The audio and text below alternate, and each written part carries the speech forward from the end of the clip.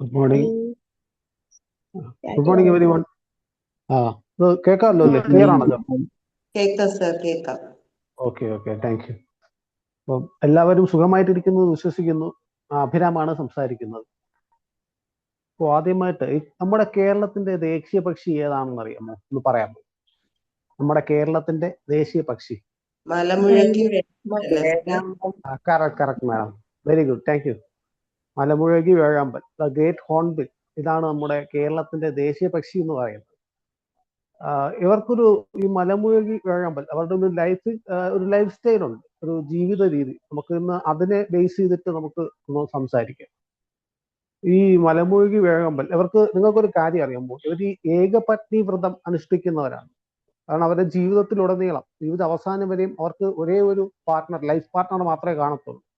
അപ്പൊ നമ്മളൊക്കെ ഈ മനുഷ്യരൊക്കെ ചെയ്യുമ്പോൾ ഈ പുനർവിവാഹം അങ്ങനെ ഒരു കാര്യമൊന്നും അവരുടെ ജീവിതത്തില്ല. എന്ന് വെച്ചാൽ വേറൊരു പങ്കാളി, ഒരാള് ഇപ്പം എന്തെങ്കിലും കാര്യം കൊണ്ട് പിണങ്ങിപ്പോയാലോ അങ്ങനെ എന്തെങ്കിലും സംഭവിച്ചാൽ വേറെ പുതിയ പങ്കാളിയെ മനുഷ്യരും ഇങ്ങനെ നോക്കുമല്ലോ. പക്ഷെ ഈ വേഴാമ്പലിന്റെ കാര്യത്തിൽ അത് ഒരിക്കലും അങ്ങനെ ചെയ്യത്തില്ല. അവർക്ക് ജീവിത അവസാനം വരെ ഒരു ഒറ്റ പങ്കാളിയെ കാണത്തുള്ളൂ.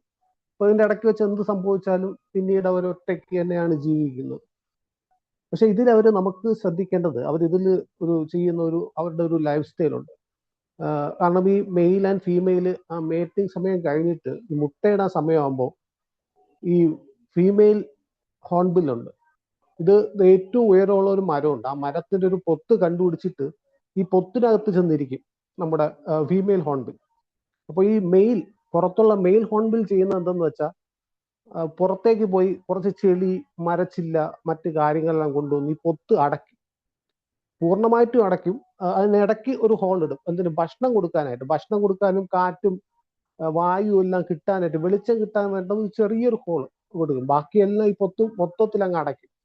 അപ്പൊ മാസങ്ങളോളം ഈ ഫീമെയിൽ ഹോൺബിൽ ഈ ഒരു മരപ്പൊത്തിനകത്താണ് പിന്നെ ജീവിക്കുന്നത്. അപ്പൊ ഈ ഫീമെയിൽ ഹോൺബില്ലിന് ഭക്ഷണം എത്തിക്കുന്നത് ഈ മെയിലാണ്. പുറത്തുള്ള മെയിലാണ് ഇതിനെ പൂർണ്ണമായും സംരക്ഷിക്കുന്നത്, പ്രൊട്ടക്ട് ചെയ്യുന്നത്.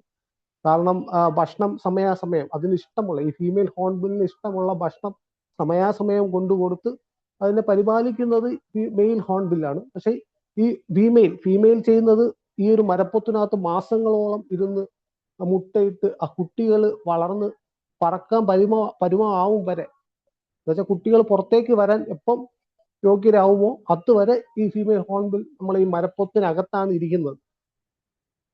അപ്പൊ ഇവിടെ നമ്മൾ ശ്രദ്ധിക്കേണ്ട കാര്യം എന്ന് വെച്ചാൽ ഈ പുറത്തുള്ള മെയിലിന് എന്തെങ്കിലും സംഭവിച്ചു കഴിഞ്ഞാൽ അകത്തുള്ള ഫീമെയിലിന്റെ കാര്യം പ്രശ്നമാണ്. കാരണം ഈ പുറത്തുള്ള മെയിൽ ഹോൺബില്ലിന് ചിലപ്പം മരണം സംഭവിച്ചാലോ അല്ലെങ്കിൽ ഈ ഭക്ഷണം കൊടുക്കുന്നത് നിർത്തിയാലോ ഈ അകത്തുള്ള ഫീമെയിൽ ഹോൺബിൽ മരിക്കും, കുട്ടികളും മരിക്കും കൂടെ.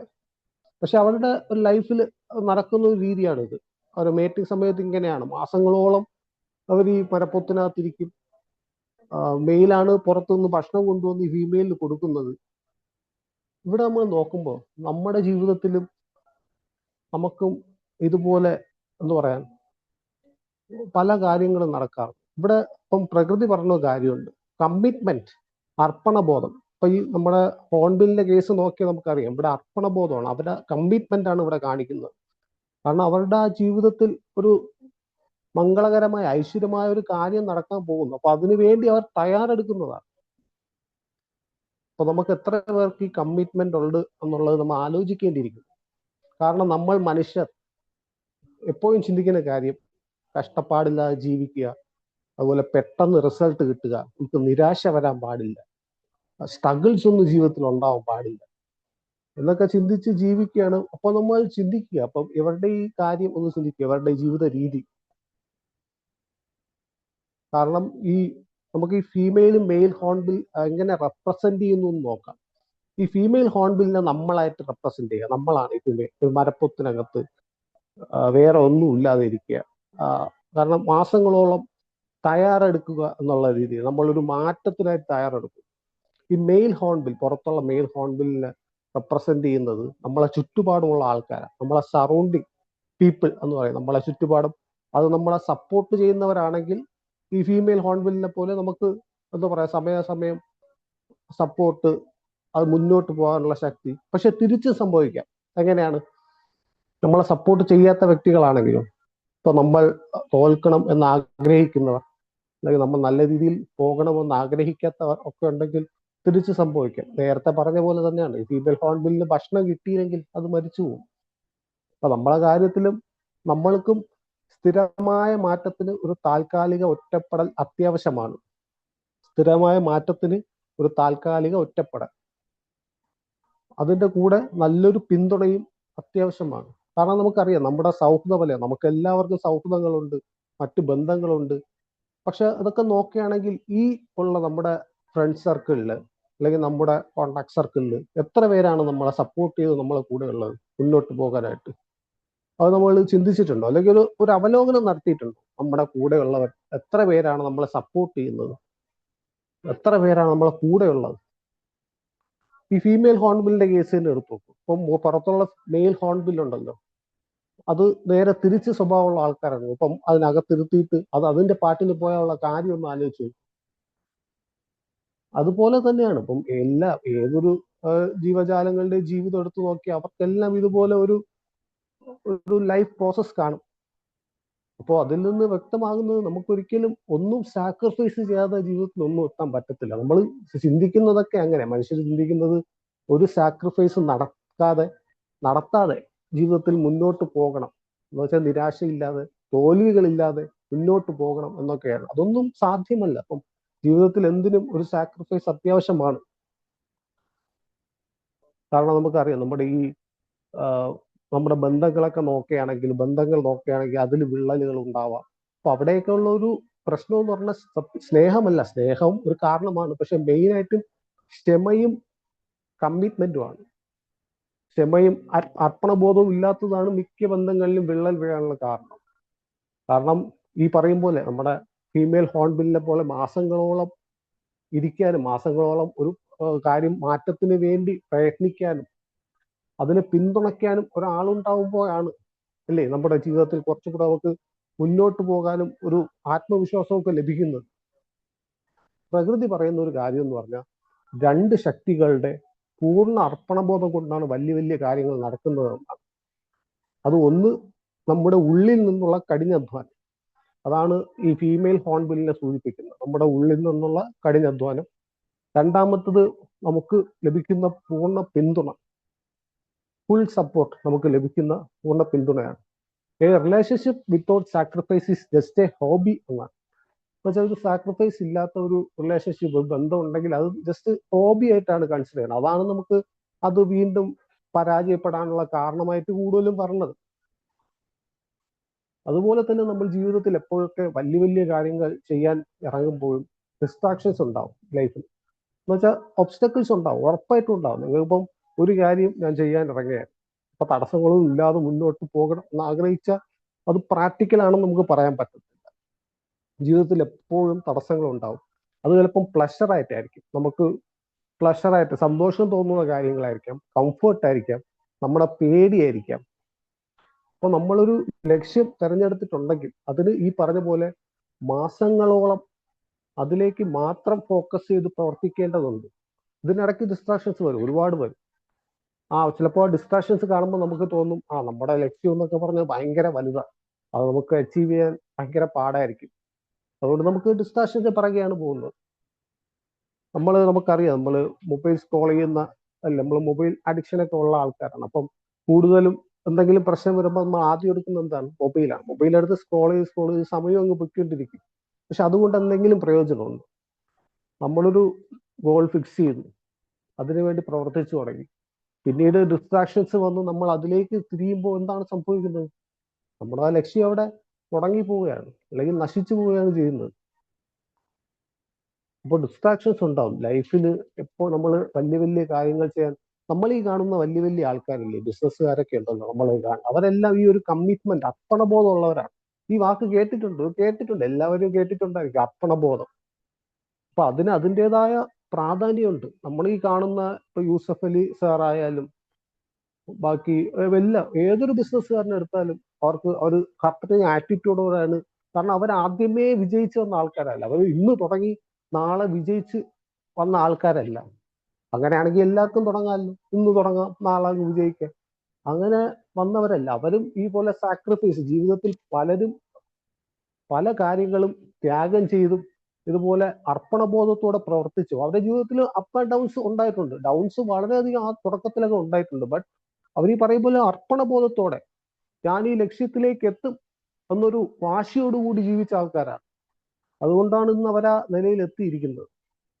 ഇനി നമുക്ക് ഈ വേഴാമ്പലിന്റെ കഥയിലേക്ക് തിരിച്ചു വരാം. എന്തായാലും പൊത്തിൽ കയറി മാസങ്ങളോളം ആ പൊത്തിലേക്ക് ഇരുന്ന് ഈ മെയിൽ ഹോൺബിൽ ഇതിന് ആഹാരം കൊടുക്കുന്നുണ്ട്. അപ്പോൾ ഈ ഫീമെയിൽ ഹോൺബിൽ എന്ത് മുട്ടയിട്ടു, കുഞ്ഞുങ്ങൾ വിരിഞ്ഞു, കുഞ്ഞുങ്ങൾ വളരാനായിട്ട് എന്ന് വെച്ചാൽ പറക്കാൻ പുറത്തേക്ക് വരാൻ യോഗ്യരായി. അപ്പൊ ഈ ഹോൺബിൽ ചെയ്യുന്ന കാരണം ഈ ഫീമെയിൽ ഹോൺ അകത്തുള്ള ഫീമെയിൽ ഹോൺബിൽ എന്ത് ചെയ്യുന്ന അറിയാമോ? ഈ പൊത്തിനെ ഇല്ലേ, ഈ പൊത്തിനെ മൊത്തം പൊളിക്കും. ഈ ചെളി കൊണ്ടും മറ്റും മരച്ചിൽ കൊണ്ട് വെച്ച് മൂടി വെച്ചിരിക്കുന്ന പൊത്തിനെ മൊത്തം പൊളിച്ച് കേറിയതിനേക്കാളും വളരെ ശക്തിയായിട്ടാണ് പുറത്തേക്ക് വരുന്നത്. പുറത്തേക്ക് തന്റെ കുഞ്ഞുങ്ങളെയും കൊണ്ടുവരണം. മനസ്സിലായി? എന്നുവെച്ചാൽ കയറിയ സമയത്ത് ദുർബലയായിരുന്നു ഈ ഫീമെയിൽ ഹോൺബിൽ. ഇത്തിരി പേടിയൊക്കെ ഉണ്ടായിരുന്നു. കാരണം കയറുന്ന സമയത്ത് പേടിയും, കാരണം ദിവസങ്ങളോളം ഈ മെയിൽ ഹോൺബിൽ ഭക്ഷണം കൊടുക്കണമല്ലോ. ഭക്ഷണം ചെറിയൊരു സമയം മാറിപ്പോയാൽ ഫീമെയിൽ പേടിച്ചു തുടങ്ങും, അയ്യോ എന്ത് പറ്റി എന്നുള്ള. പക്ഷെ മാസങ്ങൾ കഴിഞ്ഞ് കുഞ്ഞുങ്ങളെല്ലാം വളർന്ന് പുറത്തേക്ക് വരാൻ യോഗ്യരാകുമ്പം ഈ ഫീമെയിൽ ഹോൺബിൽ നിന്ന് ആ പൊത്തിനെ ഇടിച്ച് പൊളിച്ച് പുറത്തേക്ക് വരുന്നു. അപ്പൊ നമ്മുടെ ജീവിതത്തിലും നമുക്ക് ഇങ്ങനെ ഒരു ഒറ്റപ്പെടൽ ആവശ്യമാണ്. നമ്മൾ കേട്ടിട്ടുണ്ടല്ലോ 21 days, 45 days, 75 days ഇതെന്നൊക്കെ പറഞ്ഞ് കേട്ടിട്ടുണ്ട്. Action plan, 21 days action plan എന്താണ്? അതാണ് ഇതുമായിട്ട് നമുക്ക് കമ്പയർ ചെയ്യപ്പെടുന്നത്. കാരണം നമ്മൾ ഇപ്പം ഇതുപോലെ മാസങ്ങളില്ലെങ്കിലും ഈ പറയും പോലെ 21 അല്ലെങ്കിൽ ഒരു 75 days, 3 മാസമെങ്കിലും നമ്മളൊരു ഒറ്റപ്പെടൽ അനുഭവിക്കണം. നിങ്ങൾ ഇന്ന് ജീവിതത്തിൽ സ്ട്രഗിൾസ് അനുഭവിക്കുന്നവരായിരിക്കും, ബുദ്ധിമുട്ടിലൂടെ കടന്നു പോകുന്നവരായിരിക്കും. ഒരു കാര്യം മനസ്സിലാക്കുക, നിങ്ങളിപ്പോൾ ഫീമെയിൽ ഹോൺബിലിന്റെ അവസ്ഥയിലാണ്. ആ പൊത്തിലിരിക്കുന്ന ഫീമെയിൽ ഹോൺബിലിന്റെ അവസ്ഥയിലാണ് നിങ്ങളിപ്പോൾ ഉള്ളത്. എന്ന് വെച്ചാൽ ആ മാറ്റത്തിന്റെ പാതയിലാണ്. അതാണ് നിങ്ങൾ വിശ്വസിക്കേണ്ടത്. കാരണം ഇതൊന്നും സ്ഥിരമല്ല, നാളെ വേറെ ആയിരിക്കും നടക്കാൻ പോകുന്നത്. അപ്പൊ നിങ്ങളിപ്പോൾ ഫീമെയിൽ ഹോൺബിലിന്റെ അവസ്ഥയിലാണ്, സ്ട്രഗിൾ ചെയ്യുന്നുണ്ട്, ബുദ്ധിമുട്ടുന്നുണ്ടെങ്കിൽ മാസങ്ങളോളം ഇതിൽ നിങ്ങൾ ഒരു കാര്യം, നിങ്ങൾക്ക് ഇഷ്ടമുള്ള ചെയ്യാനുള്ള വളരാനുള്ള കാര്യത്തിൽ ഫോക്കസ് ചെയ്ത് മാസങ്ങളോളം ഇരിക്കുക. അപ്പോൾ ഒരു നാൾ ഈ ഫീമെയിൽ ഹോൺബിൽ പൊട്ടിച്ച് പുറത്ത് വന്നതുപോലെ നിങ്ങൾക്കും വരാൻ സാധിക്കും. നിങ്ങൾ വരികയും ചെയ്യും. ഈ പൊളിച്ച് ശക്തിയായി തന്നെ, അല്ലെങ്കിൽ വളരെ ശക്തിയുള്ളവരായി തന്നെ നിങ്ങൾ പുറത്തേക്ക് വരിക തന്നെ ചെയ്യും.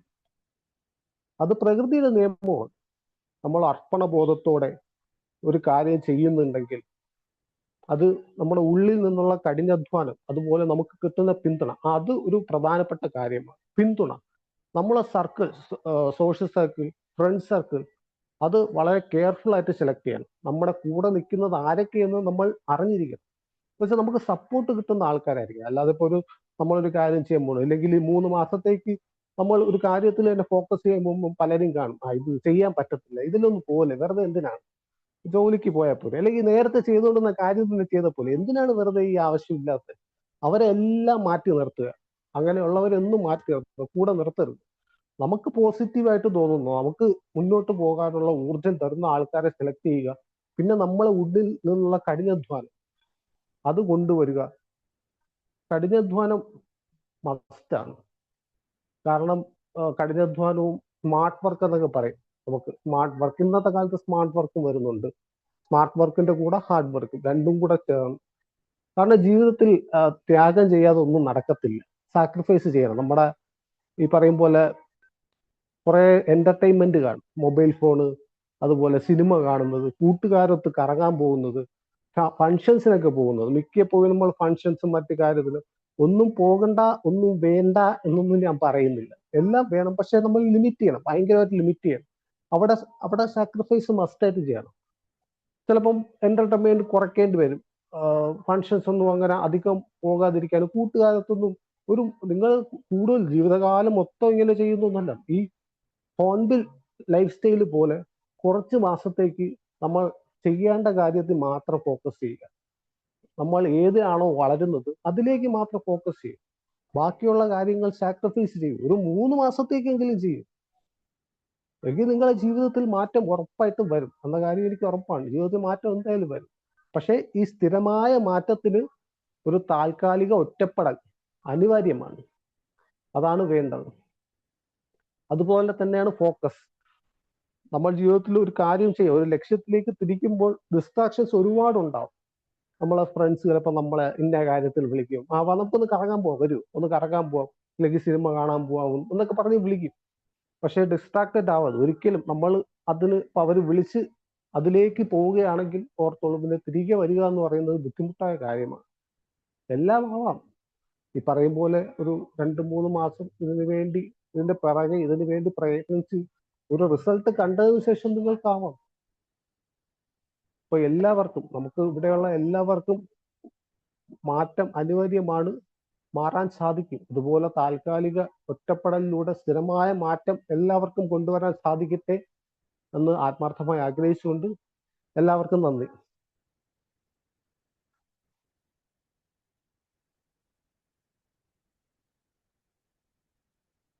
ഇത് പറയാം കേട്ടോ, എന്തെങ്കിലും കൂടുതലായി പറയാനുണ്ടെങ്കിലോ അതിന്റെ കൂടെ ചേർക്കാനായിട്ടുണ്ടെങ്കിലോ ഒക്കെ എല്ലാവർക്കും പറയാം.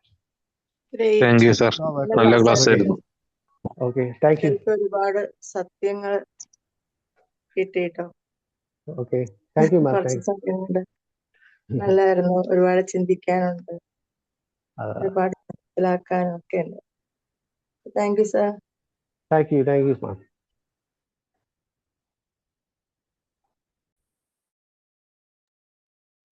നല്ല ക്ലാസ് ആയിരുന്നു സാർ. ഞാൻ രാവിലെ വേഴാമ്പലിന്റെ കഥ കുറെ കേട്ടിട്ടുണ്ട്, പക്ഷെ അതൊരു നല്ലൊരു വേർഷനിൽ പറഞ്ഞു. ഞാൻ രാവിലെ തന്നെ കേട്ടപ്പോ അയ്യോ രാവിലെ തന്നെ സേഡാവോ എന്നുള്ളൊരു ഇതായിരുന്നു വന്നത്. വേഴാമ്പല കഥ ആ രീതിയിൽ ഞാൻ കേട്ടിട്ടുള്ളത്, നമ്മൾ കേട്ടിട്ട് കരഞ്ഞിട്ടുള്ളത്.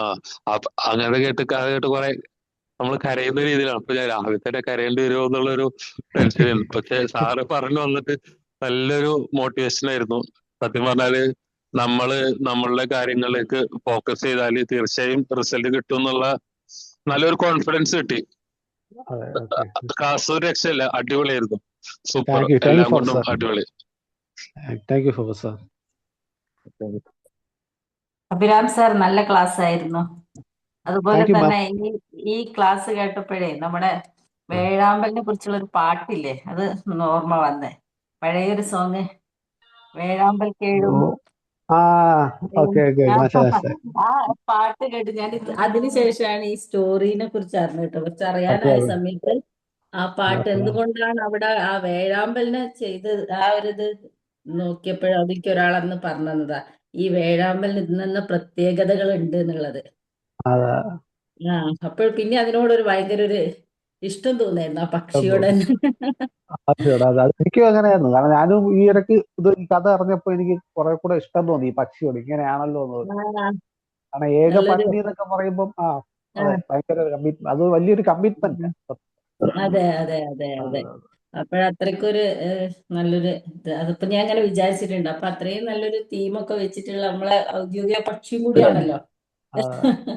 ഏതായാലും നല്ല ക്ലാസ്. അപ്പൊ അതിനെ ഇങ്ങനെ ഒരു രീതിയിലേക്ക് കൊണ്ടുവന്നപ്പോ അത് ഒന്നുകൂടെ മനോഹരമായി. നമുക്ക് കറക്റ്റ് നമ്മുടെ ലൈഫിലേക്ക് കണക്ട് ചെയ്തിട്ടേ വളരെ wonderful session. Thank you sir. Hello sir, thank you so much for hosting a wonderful webinar. Actually, Seena ma'am പറഞ്ഞതുപോലെ എനിക്ക് പെട്ടെന്ന് ആ സോങ് സ്ട്രൈക്ക് ചെയ്തു. അപ്പൊ ആ പാട്ട് ഇതുകൊണ്ടായിരിക്കില്ലേ എന്ന് ചിന്തിച്ചു പോയി. ലൈക്ക് വേഴാമ്പൽ കേഴും എന്ന് പറയുമ്പോൾ അത്രയും പെയിൻഫുൾ ആയിട്ട് ഒരു സ്റ്റോറി ബിഹൈൻഡ് ഉണ്ട് എന്ന് ആക്ച്വലി ഞാൻ അറിയില്ലായിരുന്നു. ആ സോങ് ആണ് ആദ്യം ഓർമ്മ വന്നത്. And thank you so much. Actually, ഈ ഒരു ഷോർട്ട് ടൈമിൽ തന്നെ you shared something truly meaningful. അത്രയും ബെനിഫിറ്റ് ആയിട്ടുള്ള കാര്യമാണ് സാർ ഇത്രയും ഷോർട്ട് ടൈമിൽ പറഞ്ഞത്. Thank you so much sir. Thank you ma'am. Thank you. Good morning sir. ഞാൻ സെക്കൻഡ് ഹാഫ് ഹോൺബിൽ പുറത്ത് വരുമ്പോഴാണ് ഞാൻ കയറുന്നത്. എന്തായാലും നല്ലൊരു ആയിട്ടുണ്ടാവും എന്ന് വിചാരിക്കുന്നു. യങ്സ്റ്റേഴ്സ്ക്ക് വളരെ യൂസ്ഫുൾ ആണ്. യങ്സ്റ്റേഴ്സ് എത്രയും നേരത്തെ ഈ മാതിരി കാര്യങ്ങൾ മനസ്സിലാക്കുമ്പോഴാണ് ലൈഫിൽ റിയാലിറ്റി ഓഫ് ലൈഫിനെ ഫേസ് ചെയ്യാൻ പറ്റും എന്നുള്ളത് ഒരു ഇതാണ്. ഫോക്കസ്ഡ് ആയിരിക്കണം, ഡിസ്ട്രാക്റ്റഡ് ആവാൻ പാടില്ല. അതേ രീതിയിൽ എന്താണ് നമ്മളുടെ ഗോൾ എന്താണ്, അതിലേക്ക് ഈ ഹോൺബിൽ സ്റ്റോറി ത്രൂ നല്ലൊരു മെസ്സേജ് ഉണ്ട്. Very very useful. ഞാൻ ആ ഫസ്റ്റ് ഹാഫ് എന്തായാലും റെക്കോർഡഡ് സെഷനിൽ കേൾക്കാം sir. Well done sir. Thank U. Presentation was very nice. Thank you ma'am. Good morning Abhiram sir. Good morning sir. നല്ല സെഷൻ ആയിരുന്നു. സാറ് നേരത്തെ പറഞ്ഞല്ലേ ഈ നമ്മള് ഫ്രണ്ട് സർക്കിളിനെ ഫിൽട്ടർ ചെയ്യണം എന്ന് പറഞ്ഞു. എനിക്ക് തോന്നുന്നു നമ്മൾ ഈ സ്ട്രഗിൾസ് ഉണ്ടാവുന്നത് അതിനൊരു അവസരമാണ്. അല്ലെങ്കിൽ നമ്മൾ കുറേയൊക്കെ നമ്മുടെ കാര്യങ്ങളൊക്കെ പ്രയോറിറ്റൈസ് ചെയ്യാൻ തുടങ്ങുമ്പോഴാണ് നമുക്ക് മനസ്സിലാവുക ആരാണ് ശരിക്കും നമ്മളെ സപ്പോർട്ട് ചെയ്യുന്ന ആളുകളെന്ന്. നമ്മളെ ബാക്കിയുള്ളവർക്ക് വേണ്ടി മാത്രം ഇങ്ങനെ ഓരോന്ന് ചെയ്യുമ്പോൾ എല്ലാവരും കൂടെ ഉണ്ടാവും. അതേസമയം നമ്മൾ നമുക്ക് വേണ്ടി ചെയ്യാൻ തുടങ്ങുമ്പോഴാണ് ശരിക്കുമുള്ള നമ്മുടെ ഫ്രണ്ട്സിനെ അറിയാൻ പറ്റുക. നല്ലൊരു അവസരം. വേഴാമ്പലിന്റെ വേറൊരു കഥയും കൂടെ ഞാൻ കേട്ടിട്ടുണ്ട്.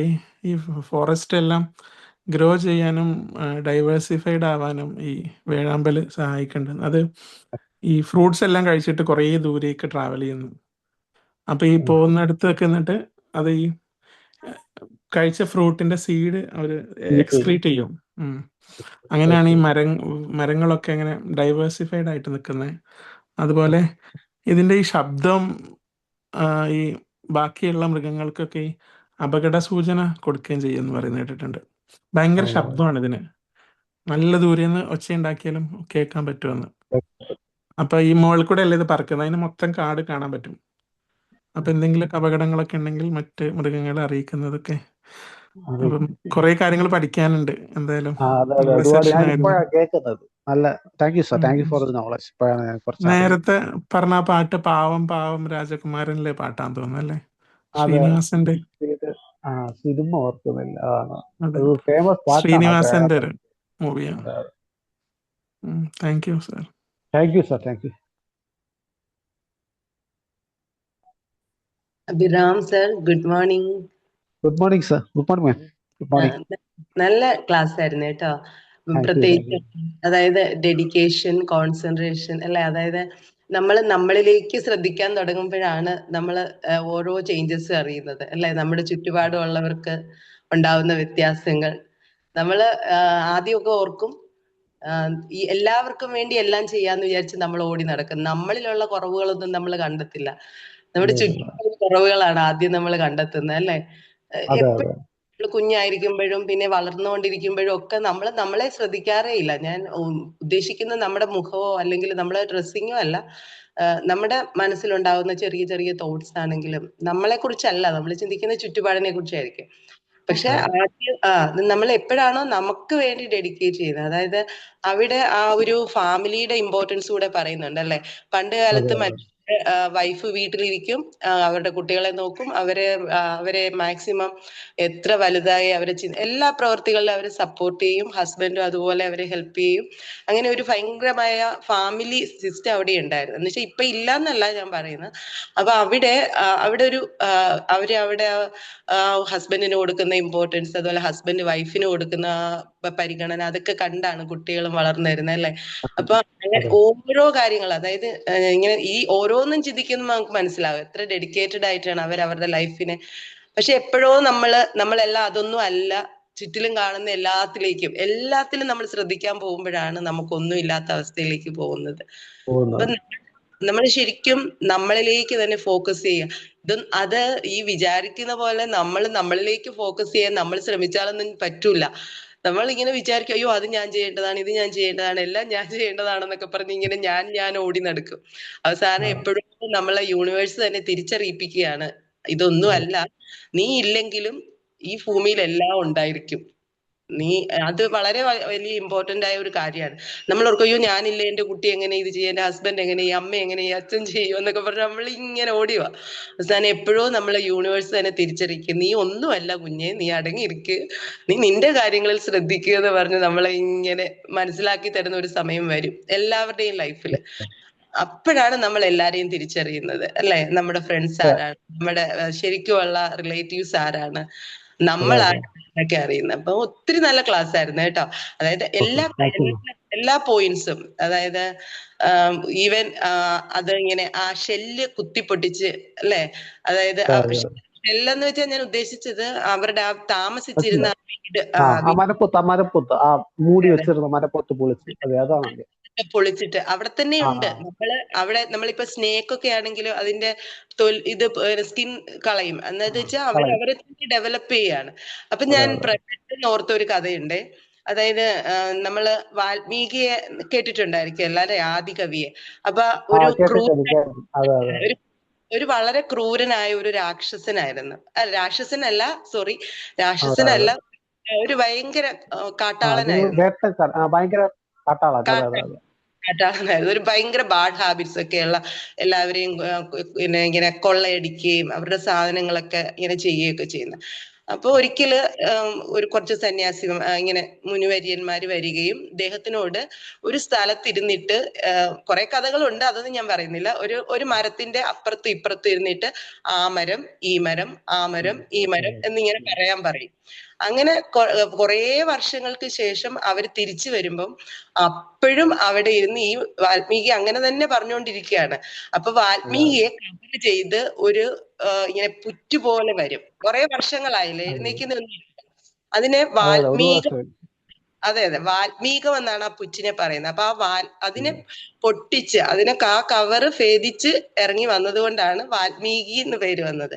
അപ്പൊ എല്ലാ മനുഷ്യരും ഏത് ക്രൂരനിലും ഉള്ള നന്മ തിരിച്ചറിയണമെങ്കിൽ നമ്മൾ നമ്മളിലേക്ക് തന്നെ കോൺസെൻട്രേറ്റ് ചെയ്യണം, അല്ലെ?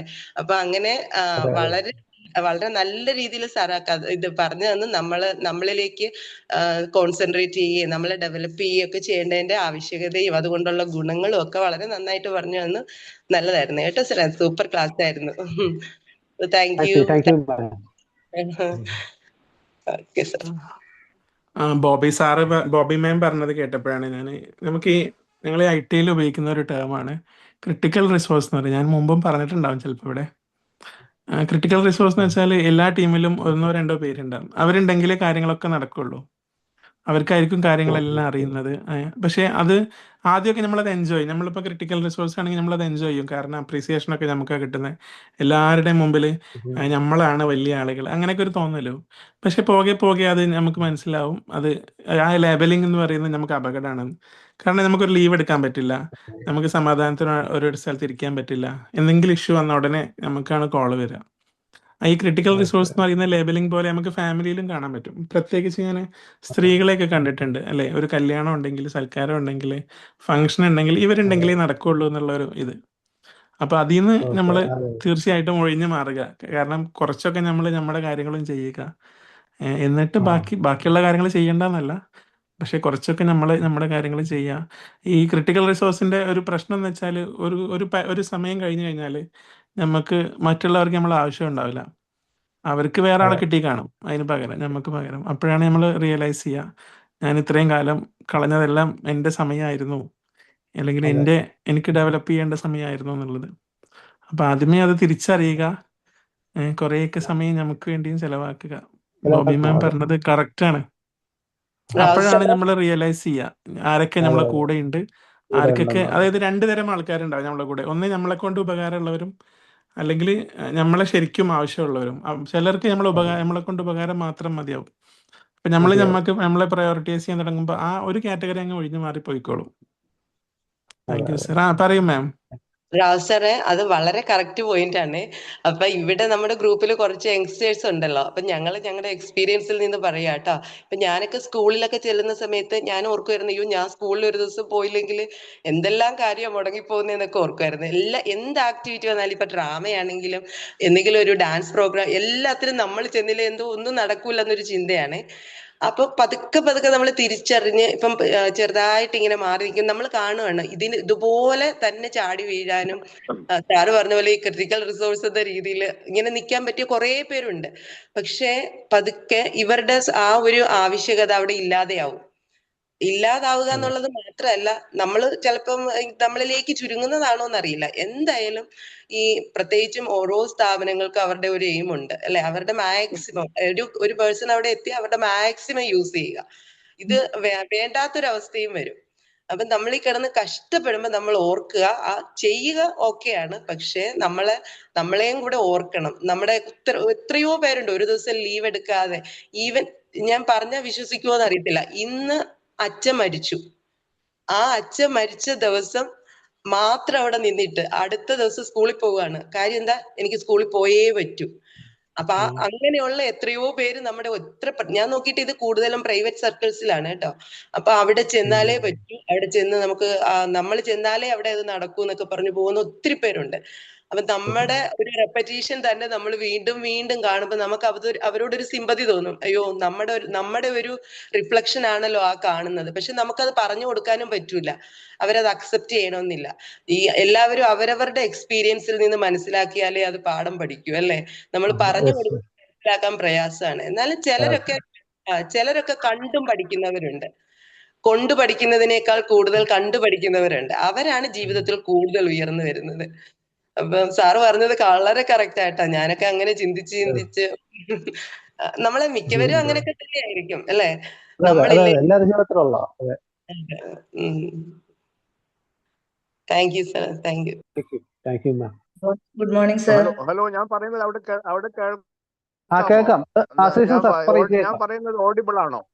ഓഡിബിൾ ആണ് സർ. ഞാനൊരു 4ാമത്തെ അറ്റംപ്റ്റ് ആണ് നടത്തുന്നത്. ഇവിടെ ഇന്റർനെറ്റിന് എന്തോ പ്രശ്നമുണ്ടെന്ന് തോന്നുന്നു. അവിടെ സാറ് പറഞ്ഞോളൂ. ഹലോ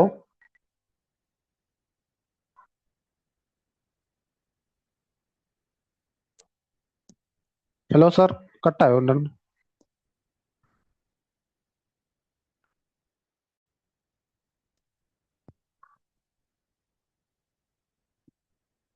ഹലോ, കേൾക്കാമോ പറയുന്നത്? നമുക്ക് കേൾക്കുന്നുണ്ട്. ആ സാറ് പറയുന്നത് കേൾക്കുന്നില്ല. സാറ് പറഞ്ഞിരുന്നു നെറ്റ് കട്ടായെന്ന് പറഞ്ഞു. ഇപ്പൊ ഓഡിബിൾ ആണ് സാർ. ശ്രീഷൻ സാറിന്റെ കട്ടായെന്ന് തോന്നുന്നു. വേറെ ആരോ എന്തോ പറയാൻ വന്നിരുന്നു. പറഞ്ഞു. വേറെ ആരും പറയാൻ വന്നിട്ടില്ലല്ലോ. Good morning sir. Good morning. ഇവിടെ റോഫ് സാറും ബേബി മാമും ഒക്കെ പറയുന്ന പോലെ ആ ഒരു സിറ്റുവേഷനിലൂടെ കടന്നു പോകുമ്പോഴാണ് നമുക്ക് അതിന്റെ ഒരു പ്രയാസം മനസ്സിലാവുക. അതായത് നമ്മളിപ്പോ ഒരു വർക്കിംഗ് പ്ലേസിലാവട്ടെ, മറ്റു സ്ഥലങ്ങളിലാവട്ടെ, നമുക്ക് തോന്നും നമ്മളില്ലെങ്കിൽ ഒന്നും നടക്കൂല എന്നുള്ളത്. പക്ഷെ ആ ഒരു സിറ്റുവേഷനിലൂടെ ബേബി മാം പറഞ്ഞ പോലെ ആ ഒരു സിറ്റുവേഷനിലൂടെ കടന്നു പോകുമ്പോഴാണ് നമുക്ക് മനസ്സിലാവുക നമ്മളില്ലെങ്കിലും ഇവിടെ എല്ലാ കാര്യങ്ങളും നടക്കും എന്നുള്ളത്. ചില സമയത്തെങ്കിലും അതൊരു മുതലെടുപ്പ് പോലെ ആവുന്നൊരു അവസ്ഥ കൂടിയുണ്ട്. അപ്പോ ചില സമയത്ത് അതൊരു തിരിച്ചറിവായിട്ട് നമുക്ക് എടുത്താൽ മതി. നമുക്ക് നമ്മളെ അറിയാനോ നമുക്ക് അതിൽ നിന്ന് ഓവർകം ചെയ്ത് മുന്നോട്ട് പോകാനുള്ള ഒരു അവസരം ലാസ്റ്റ് മൊമെന്റിലാവും ചിലപ്പോൾ നമുക്ക് കിട്ടുക. അപ്പോഴായിരിക്കും നമുക്ക് മനസ്സിലാവുക വെറും ഇതുവരെ നമ്മുടെ കാര്യങ്ങളൊക്കെ മാറ്റി വെച്ച് അതിനുവേണ്ടി ചെയ്തത് വെറുതെ ആയി എന്നുള്ളത്. അതെ. അത് നമുക്ക് ഈ മെയിൻ തിങ്സ്, മൾട്ടിപ്പിൾ തിങ്സ് എന്ന രണ്ട് കാര്യങ്ങൾ. മെയിൻ എന്ന് പറഞ്ഞാൽ നമ്മൾ തന്നെ വേണം കാര്യത്തിൽ. നമ്മളിപ്പോ നമ്മുടെ ഉയർച്ചയ്ക്ക് നമ്മൾ ചെയ്യേണ്ട കാര്യങ്ങൾ മെയിൻ തിങ്സ്.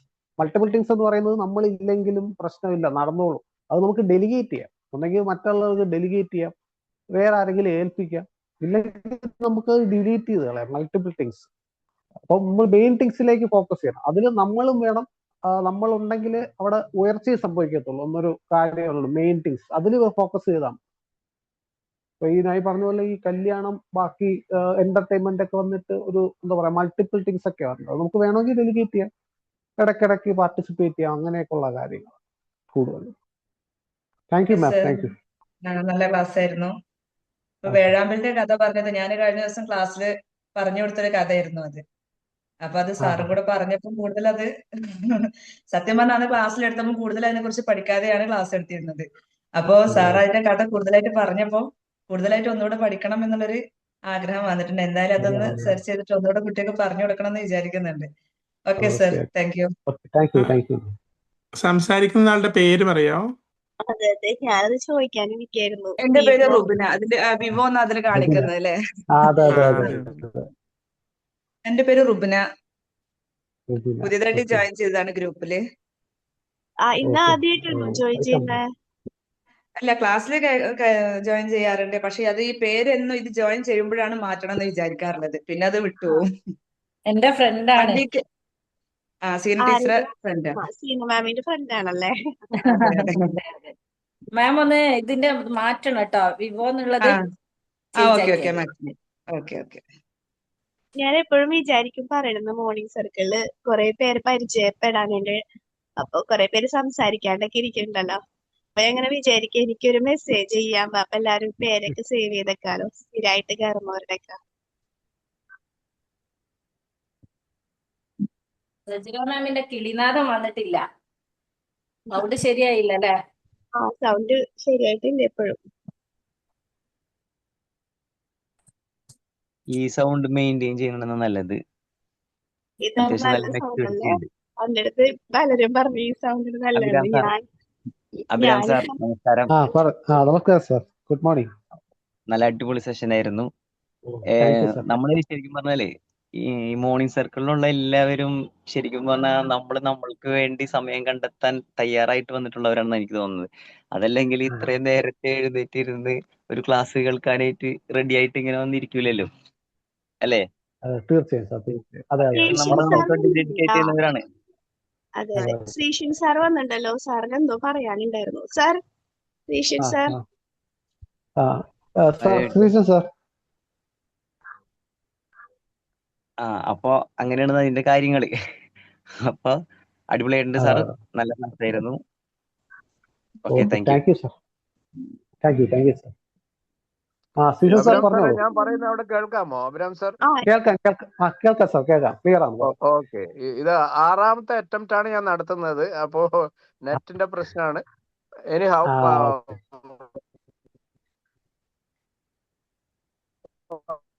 അതായത് വളരെ മനോഹരമായൊരു ട്രെയിനിങ് ആണ് നമ്മൾ ഇന്ന് കേട്ടത്. അപ്പോ ഇതിൽ എന്നെ ഏറ്റവും അധികം ആകർഷിച്ചത്, ട്രെയിനേഴ്സ് എന്ന നിലയിൽ നമ്മൾക്ക് വേണ്ടത് സ്റ്റോറി ടെല്ലിംഗ് സ്കില്ലാണെന്ന് അഭിരാം സാർ നമ്മളെ പഠിപ്പിച്ചു. അതായത് കേരളത്തിന്റെ ദേശീയ പക്ഷിയായ വേഴാമ്പലിനെ കുറിച്ച് പറഞ്ഞുകൊണ്ടാണ്, ഒരു കഥ പറഞ്ഞുകൊണ്ടാണ് മനോഹരമായിട്ട് ട്രെയിനിങ് തുടങ്ങിയത്. ഇത് നമുക്ക് എല്ലാവർക്കും ഒരു പാഠമാണ്. ട്രെയിനേഴ്സ് ആകാൻ വേണ്ടി വന്ന ആളുകളാണല്ലോ നമ്മളെല്ലാവരും.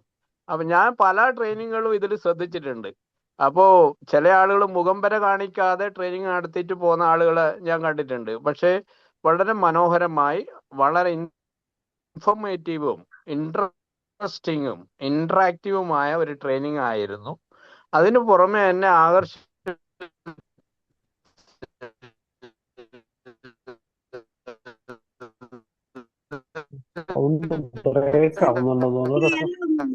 ശ്രീഷൻ സാർ, സാർ പറയൂ. സാർ സൗണ്ട് ബ്രേക്ക് ആവുന്നു സാർ. ശ്രീഷൻ സാർ,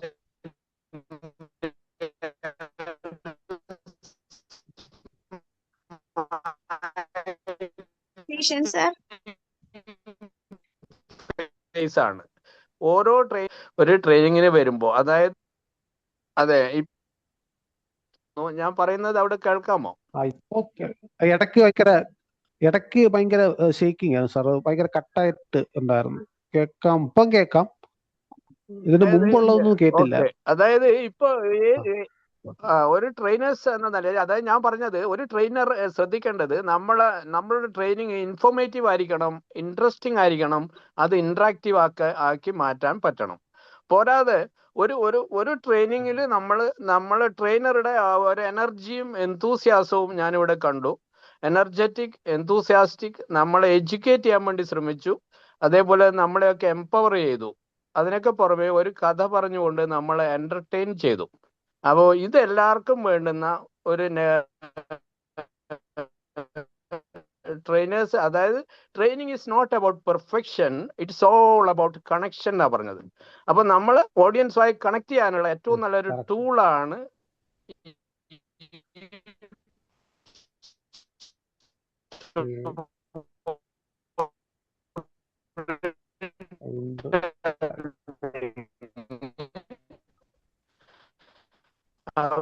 അപ്പോ അത് ഉപയോഗിച്ചതിന് നിർത്തുകയാണ്. Thank you very much. Thank you sir.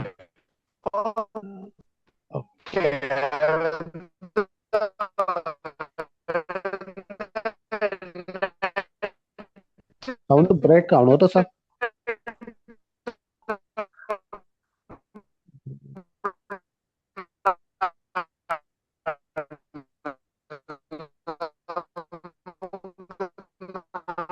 Sound break ആവുന്നുണ്ടോ കേട്ടോ സാർ? ക്ലിയർ ആവുന്നില്ല സാർ. ക്ലിയർ ആവുന്നില്ല. അൻസാർ സാർ മുഴുവനാക്കൂ പറഞ്ഞു തുടങ്ങിയത്. പറഞ്ഞു സാർ. അൻസാർ സാർ, എന്റെ ഫ്ലോ എവിടെ? ഒരു മിനിറ്റ്. ഓക്കെ. എന്റെ ഫ്ലോ എവിടെ പോയി. നമ്മുടെ മോർണിംഗ് എന്നാലും സർക്കിളിൽ വരുന്നവരെല്ലാം നമുക്ക് വേണ്ടിയിട്ട് സമയം ചെലവഴിച്ചിട്ടാണ് ഇവിടെ വന്നിരിക്കുന്നത്. ബാക്കി പറഞ്ഞോ. എല്ലാ കയ്യിൽ നിന്ന് പോയി, സാധനം പോയി. അല്ല, അത് പുതുതായിട്ട് പറഞ്ഞോളൂ. അത് വേറെ പറഞ്ഞത് അത് തന്നെ പറയണമെന്നില്ല. അതല്ല ഞാൻ പറഞ്ഞ നമ്മളുടെ കൂടെ ആളുകൾ ഇല്ലാതെ വരുന്ന സമയത്താണ് ശരിക്കും പറഞ്ഞു കഴിഞ്ഞാല് നമ്മളുടെ ഒക്കെ കഴിവ് നമ്മൾ ശരിക്കും തിരിച്ചറിയാം. നമ്മൾക്ക് എല്ലാവർക്കും ഏത് നമുക്ക് മുന്നിൽ വരുന്ന ചലഞ്ച് നമുക്ക് ഏറ്റെടുക്കാനുള്ള അതിനെ മെയിൻറ്റെയിൻ ചെയ്യാനുള്ള കഴിവ് നമ്മൾക്ക് ഉണ്ടെന്നുള്ളത് തിരിച്ചറിയണമെങ്കിൽ ശരിക്കും നമ്മൾ ഒറ്റപ്പെടണം എന്നുള്ളതാണ്. അപ്പോഴാണ് നമ്മൾ നമ്മുടെ യഥാർത്ഥ പവർ തിരിച്ചറിയുള്ളൂ. എന്തായാലും വളരെ നല്ല സെഷൻ ആയിരുന്നു, അടിപൊളിയായിരുന്നു. Thank you sir. Thank you sir. Thank U.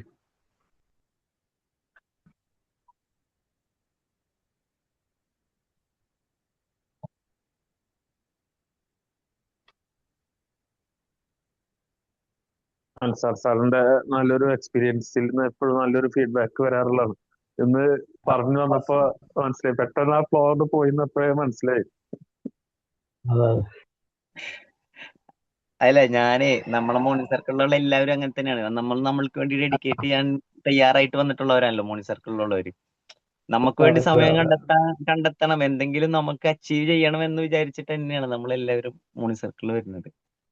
അതല്ലെങ്കിൽ നമുക്ക് മറ്റുള്ളവരെ പോലെ 7 മണിക്കും 8 മണിക്കും എഴുന്നേറ്റാൽ മതിയല്ലോ. ആ ഡ്യൂട്ടിക്ക് പോണേൽ ഒരു 10-15 മിനിറ്റ് മുമ്പ് എഴുന്നേറ്റാൽ മതി ശരിക്ക്. ഇപ്പൊ സാറൊക്കെ ശരിക്കും പറഞ്ഞാൽ അത്രയും ഡെഡിക്കേറ്റ് ചെയ്യുന്നുണ്ട്. എന്ന് വെച്ചാല് നമ്മളിവിടെ 5:30 ക്ലാസ് എടുക്കണമെങ്കിൽ അവിടെ 4 മണിക്കാണ് ക്ലാസ് എടുക്കാനിരിക്കുന്നത്. അതൊക്കെ നമ്മൾ ശരിക്കും അപ്രീഷിയേറ്റ് ചെയ്യണം. അതെ, ഉറപ്പായിട്ടും. അതെ.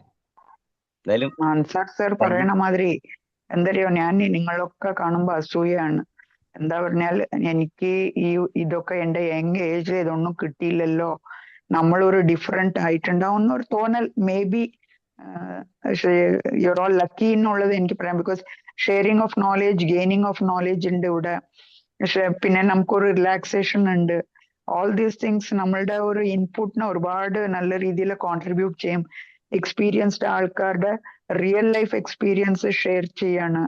യങ്സ്റ്റേഴ്സ് നിങ്ങളുടെ ആംഗിളിൽ ഇരുന്ന് സംസാരിക്കുമ്പോൾ ശരിക്കും this platform is a very nice platform എന്നുള്ളത് എനിക്ക് ഫീൽ. ഞാൻ എങ്ങനെയെങ്കിലും കയറാൻ നോക്കുന്നുണ്ട്.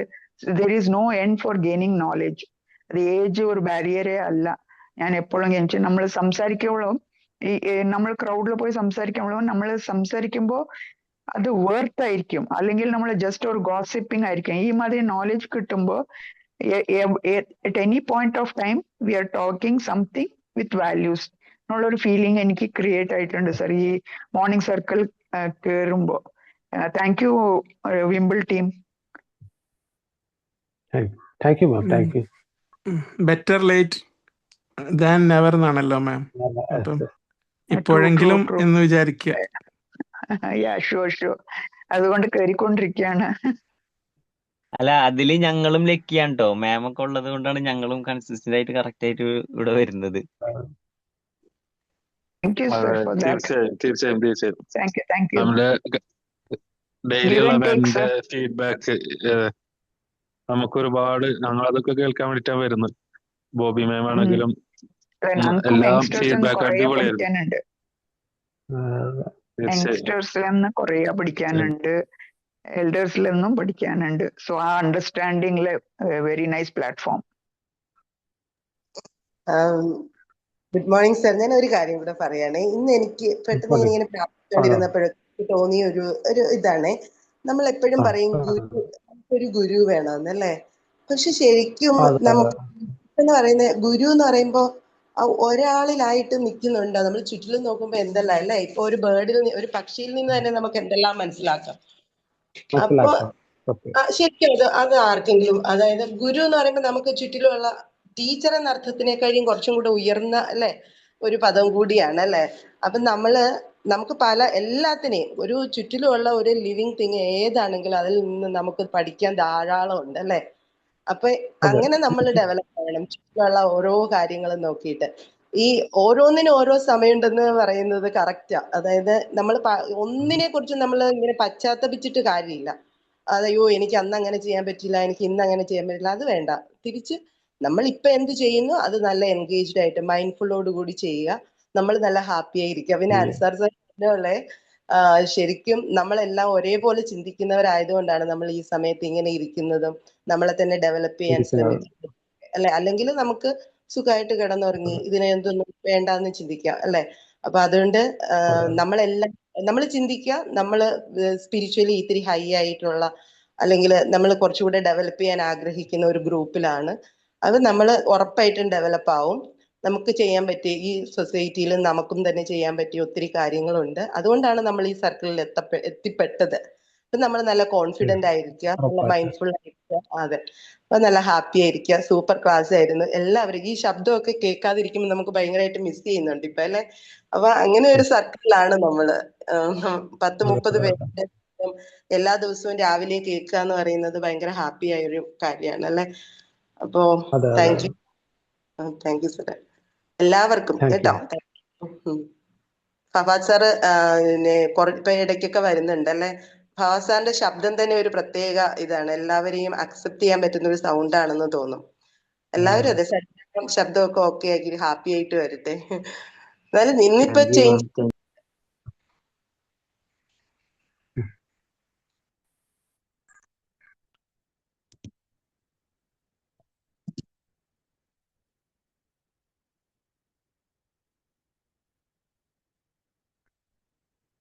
മാം പറഞ്ഞ് കംപ്ലീറ്റ് ചെയ്യണ വീഡിയോ ഓഡിയോ മ്യൂട്ട് ആയല്ലോ. കംപ്ലീറ്റ് ചെയ്യണം മാം പറഞ്ഞു. അയ്യോ, മ്യൂട്ടായി പോയായിരുന്നോ? ഞാനത് ശ്രദ്ധിച്ചില്ല. അതായത് എവിടെ വരെ കേട്ടായിരുന്നു സാറേ? ഫവാദ് സാറിനെ കുറിച്ച് പറഞ്ഞു, ലാസ്റ്റ് ഫവാദ് സാറിനെ കുറിച്ച് പറഞ്ഞില്ലേ, അതുവരെ. അതുവരെ കേട്ടുള്ളൂ അല്ലെ. അതായത് ശരിക്കും ഉണ്ടല്ലോ, നമ്മളെല്ലാവരും ഈ പരസ്പരമുള്ള ഒരു പോസിറ്റീവ്നെസ്, നമ്മൾ ഒന്നും നെഗറ്റീവ് ഇവിടെ കേൾക്കുന്നില്ലല്ലോ. അങ്ങനെയല്ലേ നമ്മൾ ഒരു ദിവസം സ്റ്റാർട്ട് ചെയ്യുന്നത്. അത് തന്നെ നമുക്കൊരു ഭയങ്കര ഹൈ എനർജി അല്ലെ. നമ്മൾ ഓരോരുത്തരുടെയും ഇങ്ങനെ ഇപ്പൊ നമ്മുടെ അല്ല, വേറെ നമ്മുടെ കൂട്ടത്തിലുള്ള എല്ലാവരെയും ഒരു ഫാമിലി മെമ്പേഴ്സിനെ പോലെയാണ് നമുക്കിപ്പോ തോന്നുന്നത്. ഇപ്പൊ ഇന്നലെ ഞാനൊന്നും കേറാതിരുന്നു, വല്ല കഴിഞ്ഞ ദിവസം ഒന്ന് കേറാതിരിക്കുമ്പോൾ നമുക്ക് ഇങ്ങനെ മിസ് ചെയ്യുക.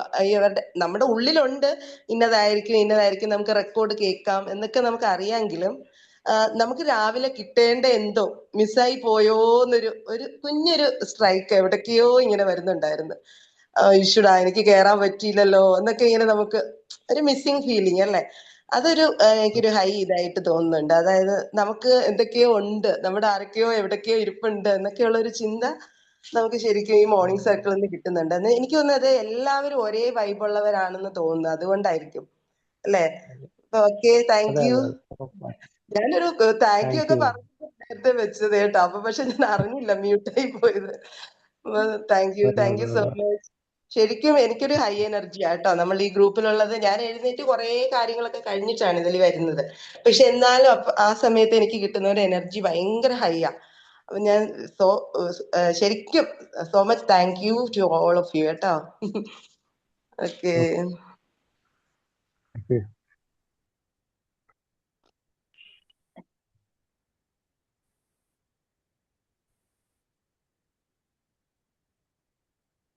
മൈൻഡ് അപ്പ് ചെയ്യാലേ സാർ? പറയാനില്ലല്ലോ. കൊറേ പേര് എല്ലാ ദിവസവും കേട്ടോണ്ടിരിക്കുന്ന കൊറേ പേരുണ്ട്. എല്ലാരും മുമ്പോട്ട് വരണം കേട്ടോ, എന്തെങ്കിലുമൊക്കെ പറയണം. എല്ലാരും മുമ്പോട്ട് വരണം. ആഡ് ഓൺ ചെയ്യണം.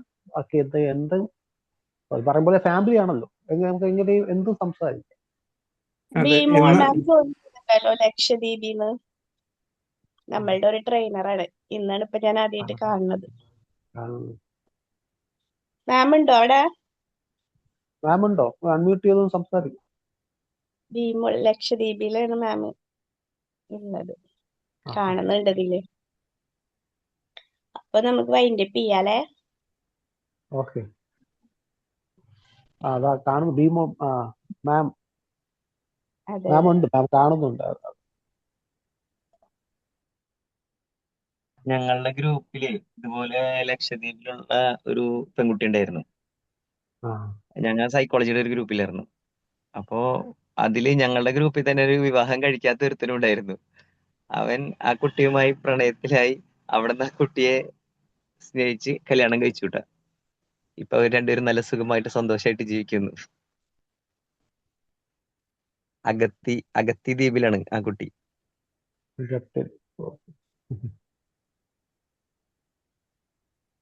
ലക്ഷദ്വീപ് എന്ന് പറഞ്ഞപ്പോ ഓർമ്മ വന്നല്ലേ. മോള് സൂക്ഷിക്കുക. എന്താന്നൊക്കെ.